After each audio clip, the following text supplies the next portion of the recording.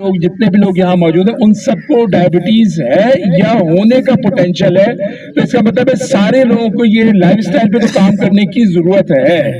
اور چونکہ ہمارا ملک ویسے ہائی رسک پہ ہے شوگر کے اندر، تو ہم لوگوں کو تو 100% جو ہے ضرورت ہے، اور یہ بہت بڑا جو ہے وہ حصہ ہوتا ہے. تو اب اس میں جو سب سے اہم چیز ہے کہ اب ڈائبٹیز کے پیشنٹ ہے، اور اس کو جو سب سے زیادہ ضروری ہے وہ یہ ہوتا ہے کہ اب کرنا کیا ہے، کیونکہ سب سے بڑا جو ایشو آتا ہے شوگر کے مریض یا ان لوگوں میں کہ وہ روزہ رکھیں یا نہ رکھیں. یہ بہت بڑا جو ہے وہ تو آج چونکہ رمضان قریب قریب ہے تو اس کے بارے میں مختصراً گائیڈ لائن دوں گا. 1994 سے پہلے کچھ زیادہ علم نہیں تھا، لیکن 1994 کے بعد پوری دنیا کے جو مسلم سائنٹسٹ تھے وہ بیٹھے، انہوں نے کچھ گائیڈ لائن بنائی، اور اس گائیڈ لائن کے مطابق لوگوں کو روزے کے بارے میں بتایا گیا کہ روزے میں کیا کیا ہو سکتا ہے اور کس طریقے سے اس کی روک تھام کی جائے تاکہ ایک محفوظ روزہ رکھا جائے. اور 2026 میں اتنی ریسرچز ہو گئی، اتنی تحقیق ہو گئی، اتنے بڑے بڑے سارے حل نکل آئے کہ اب بہت ایزیلی جو ہے وہ شوگر کا مریض روزہ رکھ سکتا ہے. بس کچھ چیزیں ہیں جو ہم ڈاکٹروں کو اور ہم مریضوں کو سمجھ لیں تو ہم بڑی آسانی کے ساتھ کرتے ہیں. بھائی دیکھیں، ایک کام وہ ہوتا ہے جو بغیر علم حاصل کیے اندھا دھند کیا جائے، اور ایک وہ جو ایک سوچ سمجھ بوجھ کے ساتھ کیا جائے. تو جو سمجھ بوجھ کے ساتھ ہم کام کرتے ہیں اس میں کامیابی کا امکان زیادہ ہوتا ہے. ہم آنکھیں بند کر کے کوئی کام کرتے ہیں تو تکا لگ سکتا ہے، کبھی لگ بھی جاتا ہے، کبھی نہیں لگتا. تو اب یہ زمانہ ہے، اس میں آج کل علم اتنا زیادہ ہمارے پاس موجود ہے، ہر طرف پھیلا ہوا ہے، ہمارے پاس موبائل میں اور انٹرنیٹ پہ ہر جگہ موجود ہے. تو ہم بہتر یہ کہ جو ایک صحیح علم کے تھرو جو ہے وہ کام کیا جائے. تو سب سے امپورٹنٹ چیز یہ کہ شوگر کی مریض رمضان میں اگر روزہ رکھ رہے ہیں تو سب سے پہلے جو ہے وہ اپنی معلومات حاصل کریں. اس معلومات میں جو سب سے امپورٹنٹ چیز یہ ہے کہ پہلے اپنے بارے میں دیکھیں کہ ان کی پوزیشن کیا ہے، یعنی کہ وہ دیکھیں کہ ان کے پاس کوئی زیادہ مسئلہ خراب تو نہیں ہے. اگر مسئلہ زیادہ خراب ہے تو پہلے اس مسئلے کو ٹھیک کرائیں، اس کے بعد پھر آپ بالکل روزہ رکھ سکتے ہیں. اور ہمارے یہاں بہت سارے مریض ایسے ہوتے ہیں کہ جن کو کوئی پرابلم نہیں ہوتی ہے، صرف شوگر ہوتی ہے، تو کہتے ہیں کہ یار اب میں رکھ نہیں سکتا، جبکہ ایسا نہیں ہے. شوگر کے مریضوں کے لیے تحقیق یہ بتاتی ہے کہ جتنے وہ روزہ رکھیں گے، ہیلدی اگر ہے تو وہ اور اس کی ہیلتھ بہتر ہو جاتی ہے. اس کی شوگر کنٹرول، اس کا وزن کنٹرول، اس کا بلڈ پریشر، اس کے دل کے مسئلے، فالج کے مسئلے، ساری چیزوں سے جو ہے بچ جاتا ہے.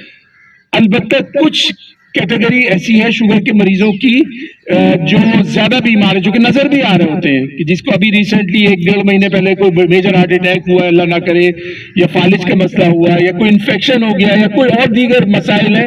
تو ان مریضوں کو ظاہر بات ہے کہ اس کیٹیگری سے نکال دیتے ہیں. اور وہ اللہ تعالیٰ نے سورہ بقرہ میں بھی دیا ہوا ہے کہ سب پہ روزے فرض ہیں سوائے ان لوگوں کے جو بیمار ہیں یا سفر میں ہیں، اللہ کی طرف سے ایگزمپشن ہے. تو اگر وہ نہیں رکھتا روزہ اس حکم کے مطابق تو اس کو روزہ نہ رکھنے میں بھی اس سے زیادہ ثواب ہے، کیونکہ یہ بھی اللہ ہی کا حکم ہے کہ اس کنڈیشن میں وہ نہیں رکھ سکتا.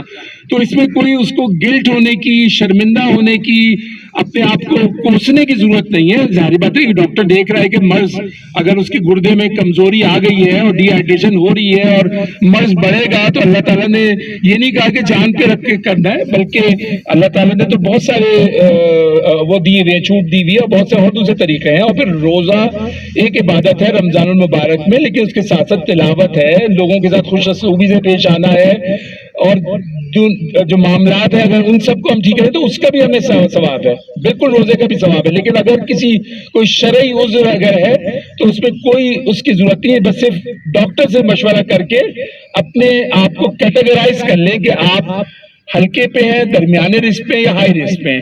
اس کا بہت آسان طریقہ یہ ہے کہ آپ اگر گوگل پہ جائیں گے تو رسک اسکور ہے، رسک اسکور آپ کوئی بھی نکالتا ہو. رسک اسکور بہت آسان ہے، اس کے اندر آپ ٹک کر دیں، کوئی 10 سے 12 سوالات ہیں یا وہ ہیں، ان کو ٹک کر لیں.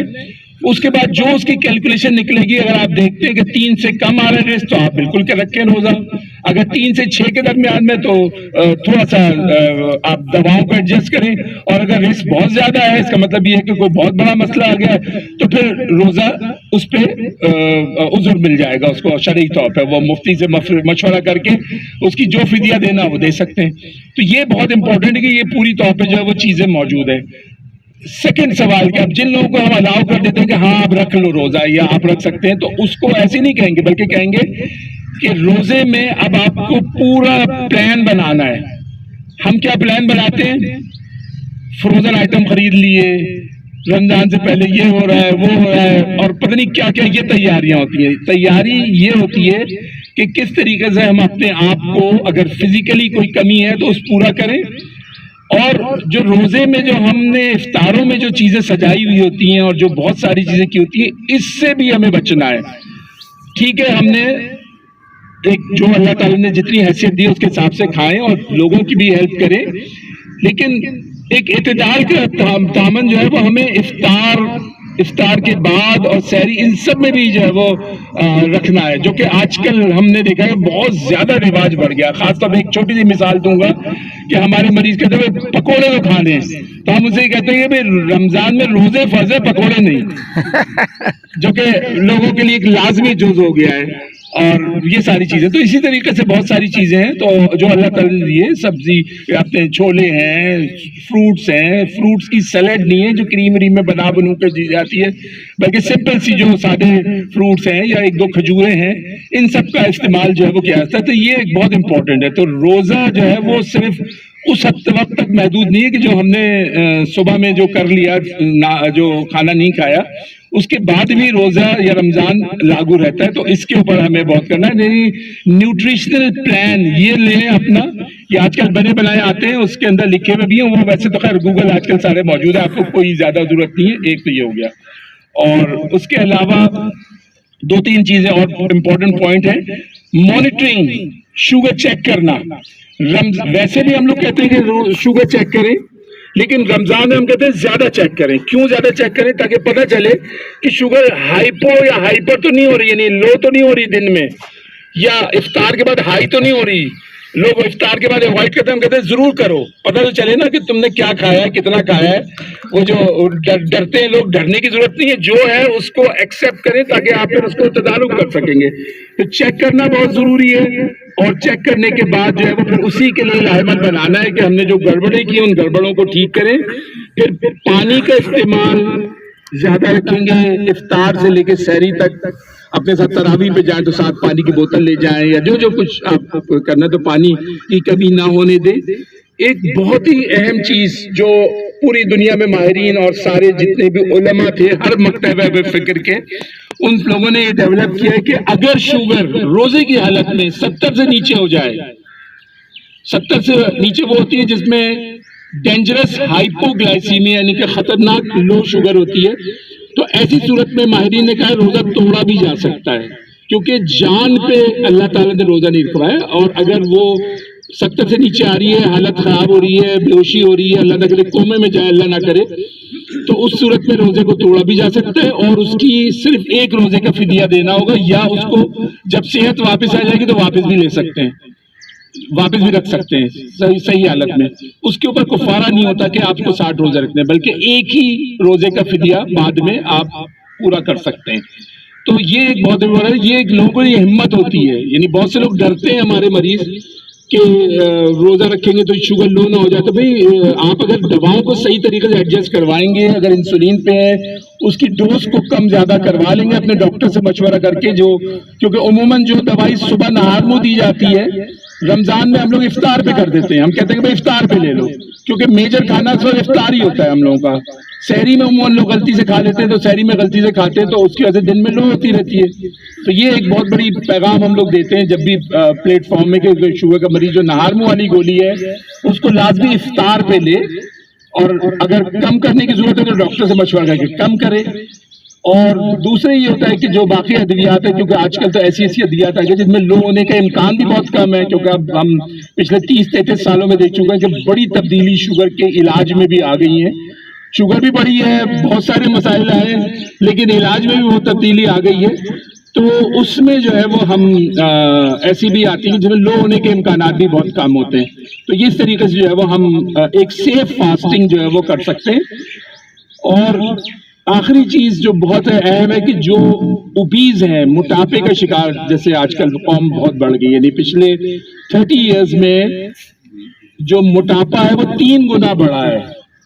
ڈائبٹیز ڈبل ہوئی ہے، یعنی دگنی ہوئی ہے پچھلے 30 سالوں میں، موٹاپا 3 گنا بڑھا ہے، اور اسی موٹاپے ہی کی وجہ سے ہمارے ہاں یہ جو شوگر کی شرح ہے وہ بڑھتی چلی جا رہی ہے۔ تو اس کے اندر بھی روزہ بہت اہم چیز ہے۔ پہلے زمانے میں ہم دیکھتے تھے کہ رمضان میں 2 4 5 7 کلو تک لوگوں کا وزن کم ہو جاتا تھا۔ اب جو نئے ٹرینڈ میں ہم لوگ جو تحقیق سے یہ بات دیکھ رہے ہیں کہ روزے کے دوران نہ تو وزن لوگوں کو کم ہو رہے ہیں، بلکہ کبھی کبھی کچھ لوگوں میں تو بڑھاوا بھی ہمیں ملا ہے۔ تو یہ ایک بہت بڑی الارمنگ چیز ہے کہ ہم نے شاید وہ زکوٰۃ نکالی نہیں، کیونکہ روزہ جو ہوتا ہے وہ ایک جسم کی زکوٰۃ ہے، تو وہ شاید ہم نے نکالا نہیں ہے۔ تو ہمیں اس پہ بھی ہمیں اپنے پر نظر ثانی کرنے کی ضرورت ہے کہ ہم کر کیا رہے ہیں اور ہمارے ساتھ کیا ہو رہا ہے، اور یہ اس میں بہت سارے جو فیکٹرز ہیں وہ ہمارے اپنے ہی وجہ سے ہیں، اور ہمیں خود اپنے آپ کو جانچنے کی ضرورت ہے۔ ہمیں کسی پہ بلیم کرنے کی ضرورت نہیں ہے کہ حکومت کیا کر رہی ہے، فلانا کیا کر رہا ہے، یہ کیا کر رہا ہے، وہ کیا کر رہا ہے۔ ہمیں کسی کو کچھ دیکھنے کی ضرورت نہیں ہے، ہمیں صرف اپنے آپ کو دیکھنا ہے کہ ہم کیا کر رہے ہیں، اور ہمیں خود سے اپنے آپ کو کرنا ہے۔ اور ماشاءاللہ آپ سب لوگ جو میں یہ کہہ سکتا ہوں کہ ہائیلی موٹیویٹڈ لوگ ہیں ماشاءاللہ، کیونکہ صبح صبح آنا، اس وقت جو اپنی چھٹی والے دن نیند کو توڑ کے، اپنی آرام کو، خلل کو توڑ کے جو یہاں آیا ہے، جو بھی کچھ کیا ہے، تو یہ ایک بہت بڑا کریڈٹ ہے۔ اور میں ان سب کو، آپ سب لوگوں کو بھی، جو TWC والوں کو بھی مبارکباد دیتا ہوں کہ انہوں نے یہ انیشیٹو لیا، اور اللہ تعالیٰ ان کی اس کوشش کو جو ہے وہ قبول کرے۔ اور ظاہر بات ہے کہ یہ سارے کام ہم اسی لیے کر رہے ہیں کہ ظاہر بات ہے کہ ہم نے ہمیشہ یہاں نہیں رہنا ہے، ہم نے ایک دن جانا ہے، تو جو ہم یہاں کریڈٹ جمع کریں گے اتنے اچھے اچھے کام کر کے، اس کا رزلٹ ہمیں حاصل کرنا ہے۔ اصل میں ہمارا آبجیکٹو یہی ہونا چاہیے۔ وہ ٹھیک ہے، باقی چیزیں تو دنیا میں چلتی رہتی ہیں، کمی بیشی اوپر نیچے ہوتی رہتی ہے، کم زیادہ، لیکن اصل کریڈٹ وہ ہے کہ جو وہاں ہمیں مل جائے، اور اسی کے لیے ہمیں توجہ کی اور اس کی ضرورت ہے۔ اب آپ کچھ سوالات کرنا چاہیں تو کر سکتے ہیں۔ تو میں نے یہ چیزیں بتا دی ہیں، بہت آپ لوگوں کو بور کر دیا۔ ہائپر ٹینشن کا آپ نے نہیں بولا۔ اچھا دیکھیں، ہائپر ٹینشن کا جو ہے وہ ویسے تو خیر یہ ہوتا ہے کہ ہائپر ٹینشن بھی شوگر کی طرح ایک خاموش بیماری ہے، سائلنٹ کلر ہے۔ اس کی تحقیق میں آپ کو بتاتا ہوں۔ پاکستان میں چونکہ ہائپر ٹینشن جو ہے وہ خون کی نالیوں کی بیماری ہے، اور خون کی نالیوں کی بیماریاں جو دل کی امراض ہیں وہ بھی ان میں بھی کم نہیں ہیں، ہم لوگ وہی بڑھ رہے ہیں۔ ایک تحقیق بتا رہی تھی کہ پاکستان میں صرف 3% لوگوں کا بلڈ پریشر کنٹرول رہتا ہے، 3%، 97% لوگوں کا ان کنٹرول رہتا ہے۔ اور مریض عموماً اس وقت دوائی کھاتا ہے جب کہتا ہے سر میں درد ہو رہا ہے، چکر آ رہے ہیں، یا کوئی گھبراہٹ سی ہو رہی ہے، تب کہتا ہے ہائی بلڈ پریشر ہو رہا ہے، ڈاکٹر صاحب میرا بلڈ پریشر ہائی ہو رہا ہے، اس وقت دوائی کھاتا ہے۔ تو امپورٹنٹ چیز یہ کہ سب سے پہلے تو اگر آپ کے ڈاکٹر نے بتا دیا ہے کہ ہائی بلڈ پریشر ہو گیا ہے، تو آپ کو اگر دوائی کی ریگولر کھانے کی ضرورت ہے، پھر ریگولر کھانی ہے، چھوڑنا نہیں ہوتا، کیونکہ یہ ساری وہ بیماریاں ہوتی ہیں جن کو ہم کرونک ڈیزیزز کہتے ہیں۔ کرونک ڈیزیزز کا مطلب یہ ہوتا ہے کہ وہ جو زندگی بھر رہتی ہیں، ان میں دواؤں میں اونچ نیچ جو ہے وہ رکھنی ہوتی ہے، کم زیادہ ڈاکٹر دیکھ کے کر سکتا ہے۔ اور اس میں بھی کردار لائف سٹائل کا ہے، فزیکل ایکٹیویٹی کا، کھانے کا، اس میں خاص طور پہ جو ہم کہتے ہیں نمک کا استعمال کم رکھیں، کیونکہ نمک جتنا کھایا جاتا ہے وہ اتنی پانی جمع ہوتا ہے خون میں، جتنا خون میں پانی جمع ہوا اتنا بلڈ پریشر بڑھے گا۔ تو بہت ضروری ہے کہ اپنے کھانوں میں نمک کا استعمال کم کریں، اور گرین ہری سبزیاں، خاص طور پہ لوکی، ٹنڈے، بھنڈی، کریلے، اس طرح کی جو ہری سبزیاں، یا آپ کے سلاد ولاد، کھیرا ویرا، اس طرح کی چیز، ککڑی ہے، اس طرح کی ان چیزوں کا استعمال زیادہ رکھیں گے تو اس میں خون کا جو بلڈ پریشر ہے وہ کم ہو جائے گا اور صحیح رہے گا، اور یہ بہت بڑا معاون ثابت ہوتا ہے۔ اور بلڈ پریشر کی جو مریضوں کی چیزیں ہیں، فرائیڈ آئٹم ہے، خاص طور پہ ڈیپ فرائیڈ آئٹم ہے جو بالکل کڑھائی کے اندر ڈل کے جو بنتی ہیں، ان چیزوں کو اوائڈ کرنا ہے۔ اور سلاد، سبزیاں، چھولے، اس طرح کی چیزیں جس میں آپ مسالے وسالے اور نمک کم ڈالیں، اور ساتھ میں جو بلڈ پریشر کی دوائیاں ہیں اس کو بھی ساتھ ساتھ رکھیں، جو بھی ٹائمنگ کے ساتھ ہے۔ ان میں زیادہ ایڈجسٹمنٹ کی ضرورت نہیں ہوتی، جو دوائی صبح لی جاتی ہے اس کو سحری میں لے لیتے ہیں، اور جو رات کی دوائی ہے وہ رات میں رکھتے ہیں، تو ان میں کوئی بس یہ ہوتا ہے کہ ٹائمنگ کا فرق آتا ہے، ورنہ اوپر نیچے زیادہ کرنے کی ضرورت نہیں ہوتی اس کے اندر۔ اور بہرحال یہ بھی لائف سٹائل کے تھرو جو ہے وہ ہو جاتی ہے۔ ایک چیز یہ ہے کہ چاہے وہ بلڈ پریشر ہو، چاہے وہ دل کے امراض ہو، چاہے وہ شوگر ہو، چاہے موٹاپا ہو، قانون ان میں سب وہی لاگو ہوتے ہیں.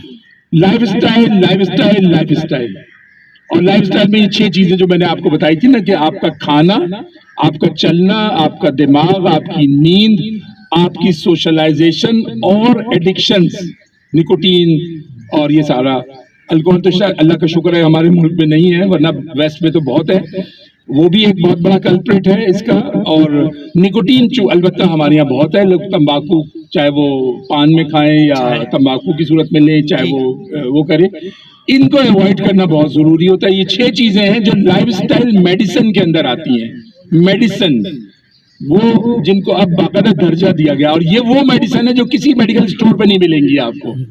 ایک میڈیسن آپ کو یہاں ملے گی جو آپ کے صورت میں مل رہی ہے، باقی میڈیسن آپ اور لیتے رہیں. جیسے پرہیز کرنا ہے، آپ جائیں فروٹ خریدیں، آپ جا کے جو ہے وہ سموسے کی جگہ وہ خریدیں، سیب خریدیں. یہ شوگر کا مطلب یہ کہ ڈینجر ان جو ہے لو اور ہائی کی کیا ہے؟ بالکل ٹھیک ہے. دیکھیں، ایک تو یہ کہ عام طور پہ اگر ایک ہیلدی ایڈلٹ ہے، پہلی تو چیز یہ ہوتی ہے، 2 مسائل ہیں. پہلی چیز ہے کہ ڈائگنوسس کرنا، تشخیص کرنا. تشخیص کے لیے جو ماہرین نے بتایا کہ اگر 100 سے کم نہار منہ آ رہی ہے تو وہ نارمل ہے، اور کھانے کے بعد یا گلوکوز پلانے کے بعد 2 گھنٹے کے بعد، جسے ہم جی سی ٹی کہتے ہیں یا جی ٹی ٹی کہتے ہیں، وہ 140 کے اندر آتی ہے تو نارمل ہے.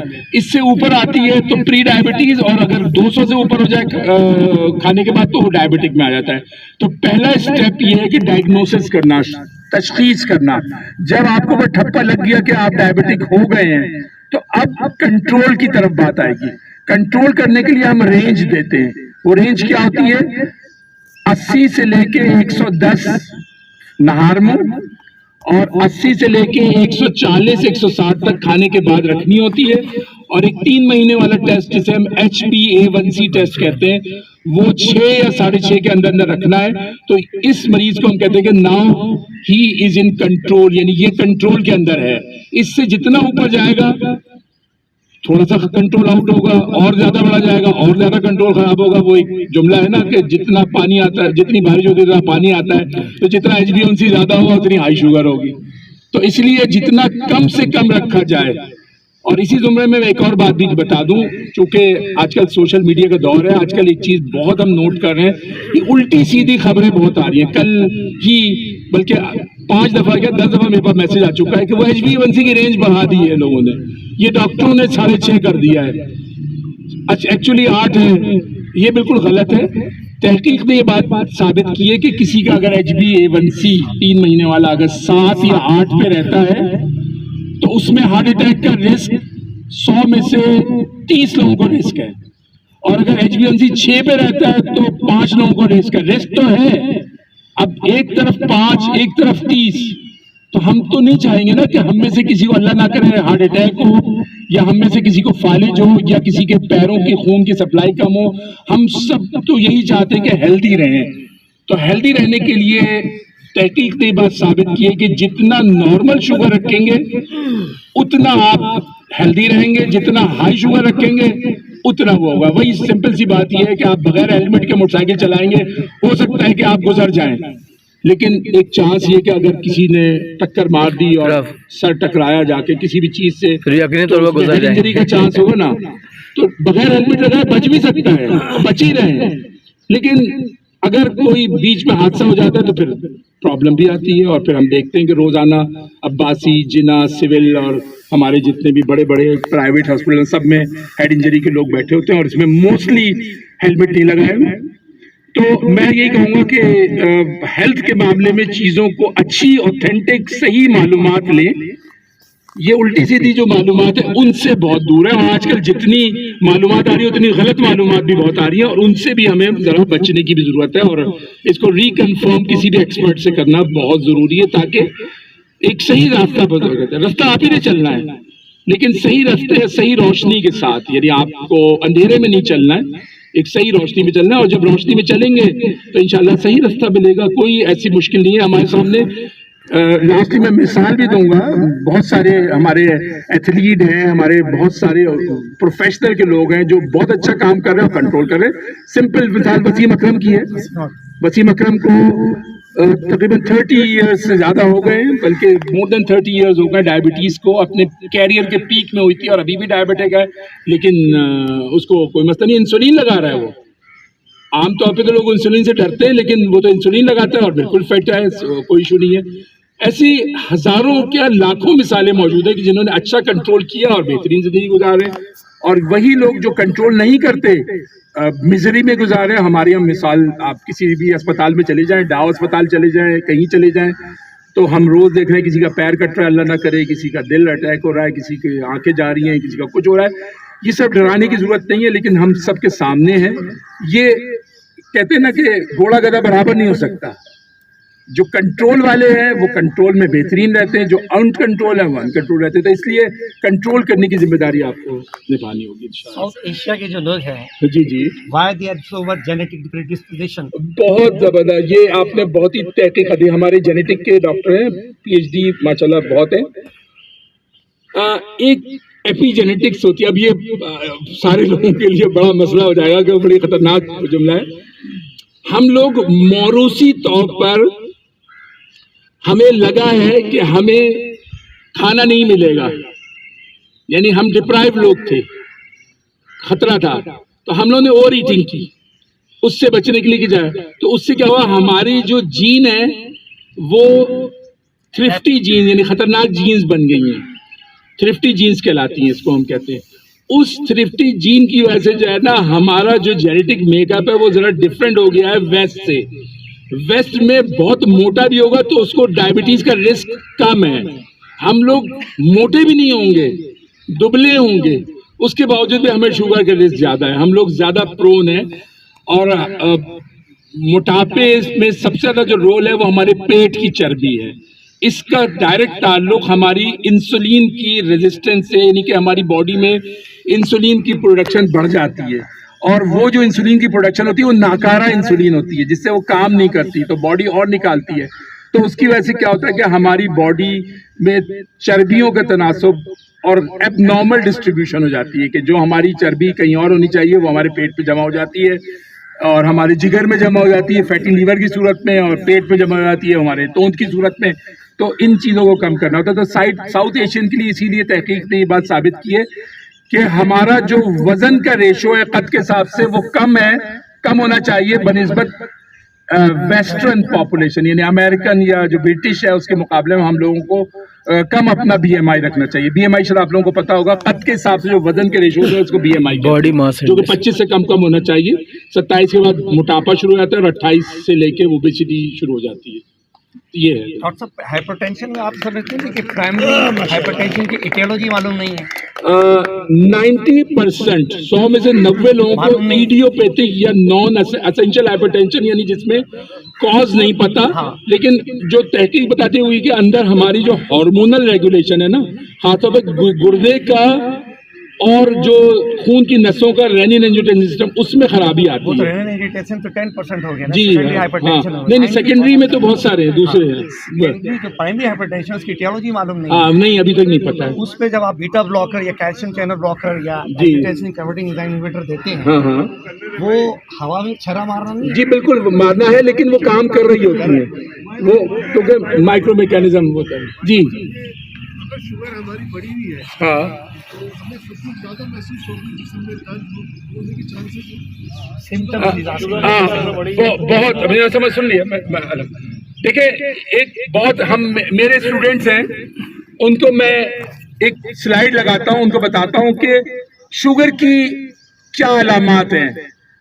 مریض ہمارے اسٹوڈنٹ بتاتے ہیں، کہتے ہیں بھائی پیشاب زیادہ آنا ہے، تھکن ہونا ہے، وزن گرنا ہے، بھوک لگنا ہے، ایک پوری لسٹ دے دیتے ہیں. میں ان کو جان بوجھ کے میں کہتا ہوں کہ یہ ساری علامات ہیں، لیکن ایک علامت ایسی ہے جو میں نے بورڈ پہ لکھی نہیں ہے لیکن سب سے زیادہ ہے. سب سے پوچھتا ہوں میں، بھائی ظاہر تھکن ہونا ایک علامات ہے، پیشاب زیادہ آنا ایک علامت ہے. ایک بندہ اچھا خاصا رات میں سو رہا ہے اور رات میں 3-4 دفعہ اٹھنے لگا تو لوگ کہیں گے آجاؤ شوگر چیک کراؤ. ٹھیک ہے، یہ ساری علامات آ جاتی ہیں. علامات جن میں آتی ہے وہ لکی ہیں، خوش قسمت ہے کہ علامات آ گئی ہیں. لیکن 50% لوگوں میں कोई अलामत नहीं आती, एसिम्टोमेटिक हम कहते हैं, यानी एसिम्टोमेटिक यानी कोई अलामत ना होना, ये सबसे बड़ी सिम्टम है। तो इसीलिए हम ये कहते हैं कि स्क्रीन करो। आपको कोई अलामत नहीं है, आप 30 साल से ऊपर हो गए हो, अगर थोड़े से ओवरवेट भी हो रहे हो तो लाजमी हर साल अपनी शुगर को चेक कराते रहो, अगर शुगर नहीं भी है फिर भी कराते रहो, क्योंकि अलामत नहीं आती है। अलामत आ गई तो कोई इशू नहीं है, फिर तो आपको करना ही करना है। और बाज़ दफ़ा शुगर के मरीजों में ऐसी अलामत आती है कि जो आम लोगों में भी होती है। थकन किसको नहीं होती है? आज आप निकल जाए शाम में ट्रैफिक में थोड़ा सा आधे घंटे के लिए, थोड़ी देर बाद आप जिस्म चूर चूर होगा, इसलिए कि ज़ाहिर है इतने मसाइल हैं, इतनी सारी चीजें हैं।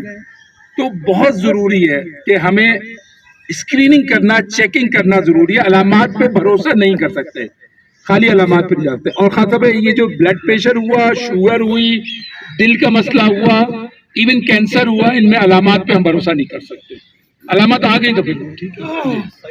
चल नहीं, बहुत बहुत शुक्रिया, थैंक यू, बहुत शुक्रिया आप सब लोगों ने। और बहुत आप लोग बड़े अच्छे लिस्नर और बहुत अच्छे लोग हैं, और दिल से मुझे बड़ी खुशी हुई है बहुत ज़्यादा कि आप जो है ना वो बहुत बहुत शुक्रिया डॉक्टर साहब आपका, आपने इतना वक्त निकाला इतनी सुबह के वक्त और इतनी दूर से तशरीफ लेकर आए। और माशाल्लाह आज का प्रोग्राम हमारा बहुत अच्छा रहा। उम्मीद है तमाम लोगों को आगाही हासिल हुई होगी और ये एक समझे एक फ्रूटफुल जो है सेशन इंशाअल्लाह ताला आइंदा भी डॉक्टर साहब को हम जो है तकलीफ देते रहेंगे इंशाअल्लाह ताला, और अपने जो है प्रोग्राम्स के अंदर बुलाते रहेंगे। और जी तो इसी जो है, और आप सबका भी बहुत बहुत शुक्रिया कि आप सब तशरीफ लेकर आए। इंशाअल्लाह ताला रमज़ान की आमद जो लोग शुगर के पेशेंट हैं और ब्लड प्रेशर के पेशेंट हैं उन्हें बड़ा फायदा होगा इसके हवाले से। नेक्स्ट टाइम में इंशाअल्लाह ताला अपने लगेंगे लेक्चर। आप सबकी आमद का बहुत बहुत शुक्रिया। अस्सलाम वालेकुम, अल्लाह हाफ़िज़।